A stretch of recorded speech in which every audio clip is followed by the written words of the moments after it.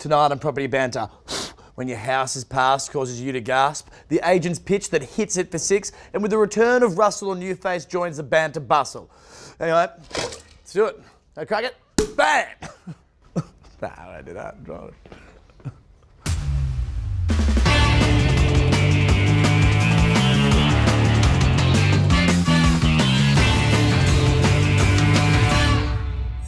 Hello, I'm Tom Beering. Joining me as usual, Mark Armstrong, CEO and founder of RateMyAgent. We welcome buyer's advocate Tabitha Robb, and he's back on the front line of New Zealand's snowfields. It's Russell Cambridge and Bigger than Scott.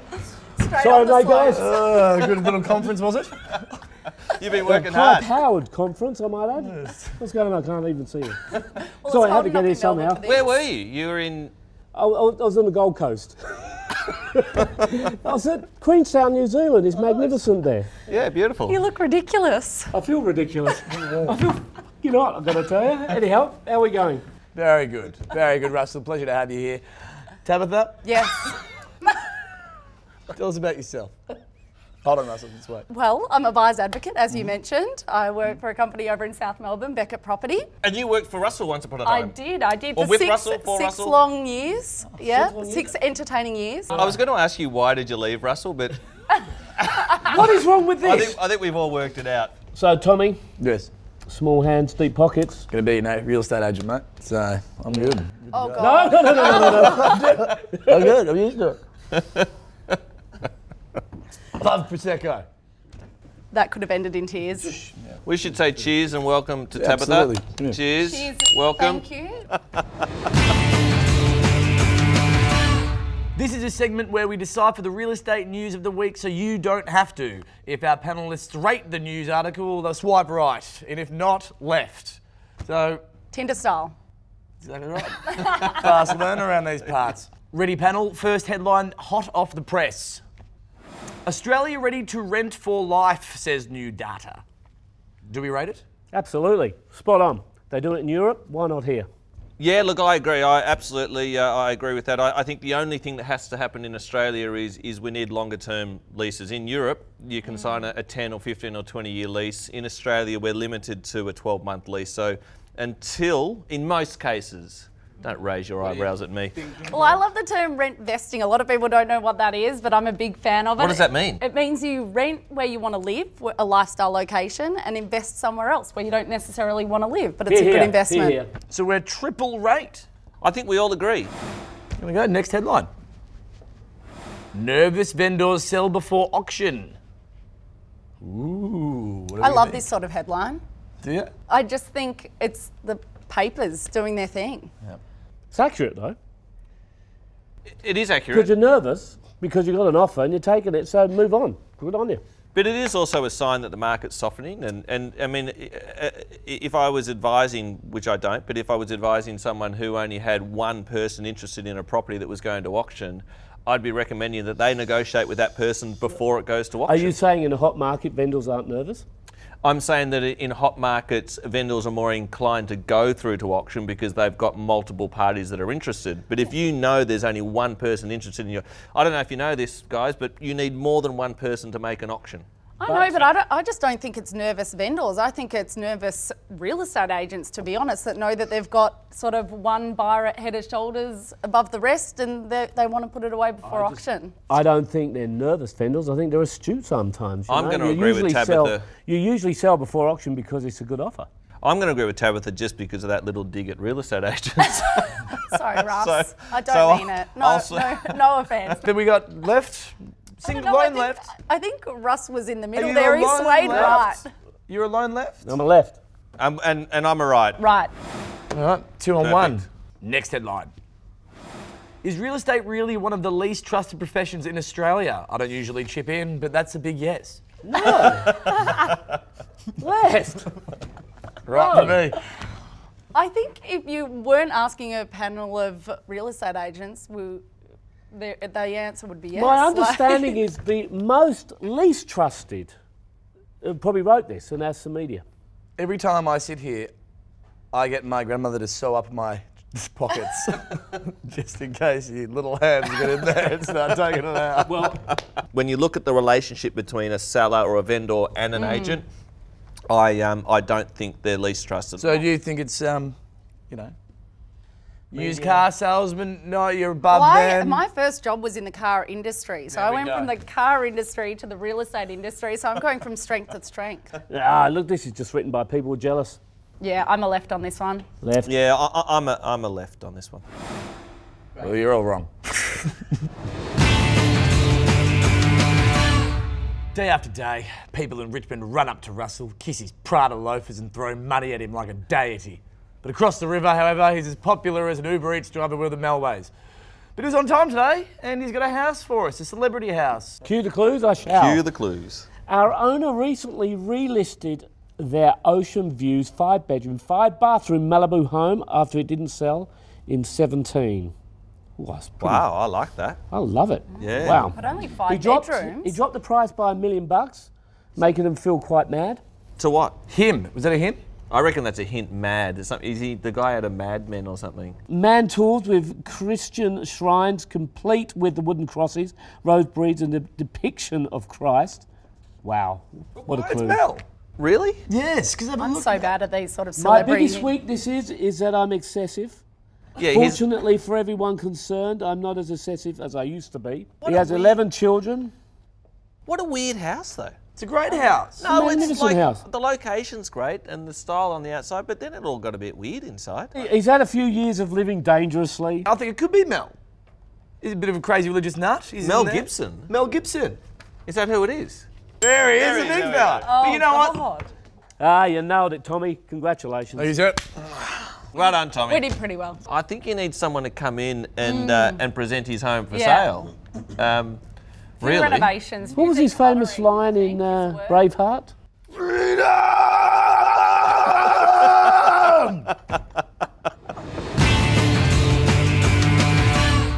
It's the auction tipping competition that's got all walks of life thinking they know more about the property market than I do.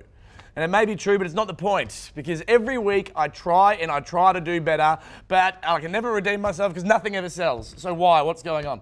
Well, that's the problem at the moment. Properties aren't selling. So we tipped on a property at Boot Street, Murrumbina. Yeah. Left. Wrong game, They are Russell. selling. No. Well, clearly, clearly the clearance rates are falling. I think they're down in the low 60s now. So Don't start me. not everything's. I think you want to rant or you? Well, the clearance rates are a load of bollocks. Let's face it. They're not right. They're just not right. Because they don't take into consideration the nervous vendor that sells beforehand, and it doesn't take into consideration the ecstatic vendor that sells straight afterwards. Did your mum ever tell you it's rude to point? Keep going. Well, I mean, clear. Sorry, Tabitha. Yeah, it's too generic, I think. It's too sort of all over the place. I mean, there was great suburbs over the weekend that got into the 70s, but no one reports on those That's right, clearance rates. but as a broad metric, I mean, if you had 100 auctions on a weekend and 0 properties sold, would that be an indication that the market was softening? Or agents are doing a poor job. Or agents are doing a poor job. But there's no doubt that the market is softening. It's softening. It's slightly off. No, I'm not, but softening doesn't necessarily mean that prices are falling. Softening means demand is softening, and you don't have as many people in the market buying properties. Which fascinates me so much in real estate. When the market's dropping, or as they say, is dropping, everyone gets out of the market. Whereas if sales are on for clothes, everyone goes and runs to the sales. It's so fascinating in real Love estate. it. Yes, spot on. I'll just get this out of the way. Go The for it. leaderboard hasn't changed. Tobby's still on 0. Russell is just a whisker ahead of me at 1.8. The overall leaderboard. So we do have a game where everyone at home can play the game as well, and Merrystone is still just got their nose in front with 22. Just over $22 million. All right, so what we have to do now is we've got to tip a new property for next week. The idea is hopefully the bloody thing sells. So I've tipped a property. Well, clearance rates are falling, Russell. It might not bloody sell. I mean, poor old Russell. All right, I've tipped a property this week, and it's a big one. Okay, so I found this one at 65 Mulberry Street in Albert Park. This Good is spot. a cracker. Yeah, good spot. Big, double-fronted. I think it's a Hawthorn brick. Put in your tip, what you think it'll sell for. Done. I reckon I'm in. and we'll hopefully the bloody thing sells. Anyway, download from the App Store. We've got a big new competition starting in a few weeks where there's going to be a much bigger prize. We'll let you know exactly what the prize will be. The current prize is $1,000, but we're going to bump that prize up quite a bit. Is it on the App Store now? We couldn't find it last time. We had to go to Google. I downloaded it about 2 days ago. All right, just making sure we fix that up because it was worrying me.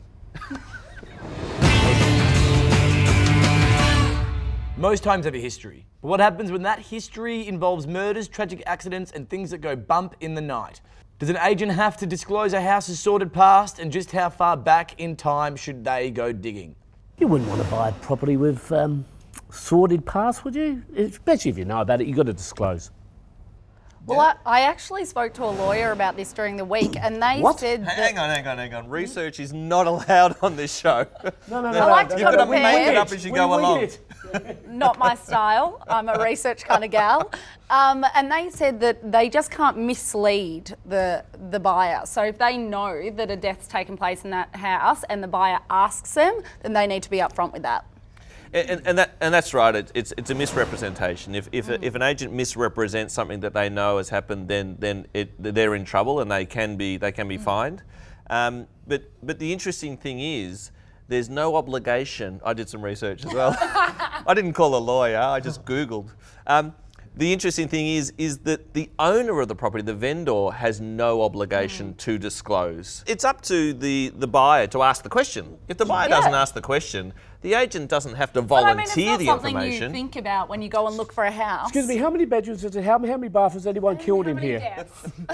Doesn't happen. That doesn't happen. Would a murder bring down the price of a property? I think for some people.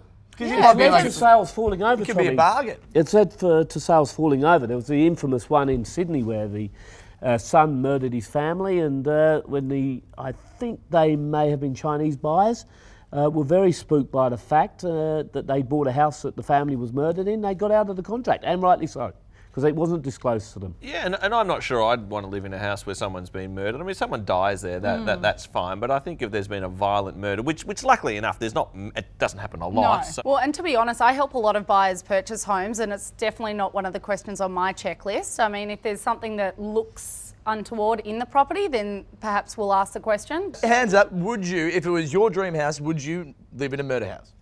My dream house, I would. No? I'd find a new dream house. Yeah, I'm not convinced. In a drug house, dream house, would you live there? Yeah, that one I could cope with. Yeah. A house with buried pets. Yeah, no problem. If they were dead when they were buried, I would be fine. Real estate agents are like bowls of fruit. Some are thorny, some bruise easily, some are all squishy in the middle. It's good to have you back, mate. But they are all eligible for the banana. This week it's Perth real estate agent Shane Beaumont with an interesting take on current sales.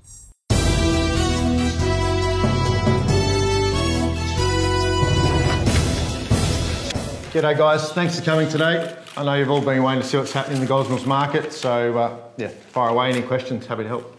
Shane, yeah. Can you tell us how many properties sold in Gosnells in the last quarter? There was 55 transactions. I guess a bit of background to that. At the same time last year, there was actually 89 for that first quarter of 2017. So we are a bit down, unfortunately. So we've got a bit of work to do. Can anyone just notice he's a Rate My Agent winner there? I'll tell you what, I quite like this. I actually like it. I can see myself doing something wanky like this. You found a burger eating contest at the Gosnells Hotel. Any truth to this?